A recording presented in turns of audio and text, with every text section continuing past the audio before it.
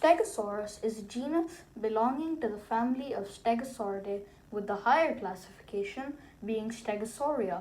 The name means roof lizard in Greek, and it lived around 155 to 150 million years ago, which may be false due to carbon dating being faulty. It lived alongside other dinosaurs like the Allosaurus and Ceratosaurus, and evolved one of the most brutal defense mechanisms any herbivore has. It evolved what is called a thagomizer, which is a set of 4 individual spikes on the tail. The Stegosaurus was first discovered by Marshall P. Felch in 1877 after the discovery of fossils in Colorado, America. Although it was discovered by Marshall P. Felch, it was named by Othniel Charles Marsh. The first ever found species was Stegosaurus armatus. However, armatus was not recognized as a species, and the type species became Stegosaurus stenops, and the less known species, Stegosaurus ungulata and sulcatus. They were both pretty similar, but they had some differences. Stenops had shorter legs and wider plates. Ungulatus was bigger and had longer limbs and pointed plates.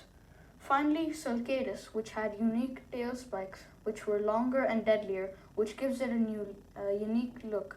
So some want it to become its own genus, like Sulcatosaurus, but for now it remains as a Stegosaurus sulcatus. Adult size estimates suggest it was up to 6.5 to 7.5 meters long, with Ungulata specifically being the largest member of the entire Stegosauria family and one of the largest in the Thyreophoria family.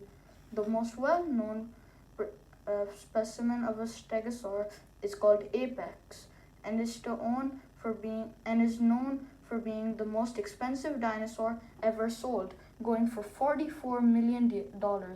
The Stegosaurus's brutal defense mechanism, its thagomizer, would be swung at 180 degrees and at deadly speeds of 90 miles per hour.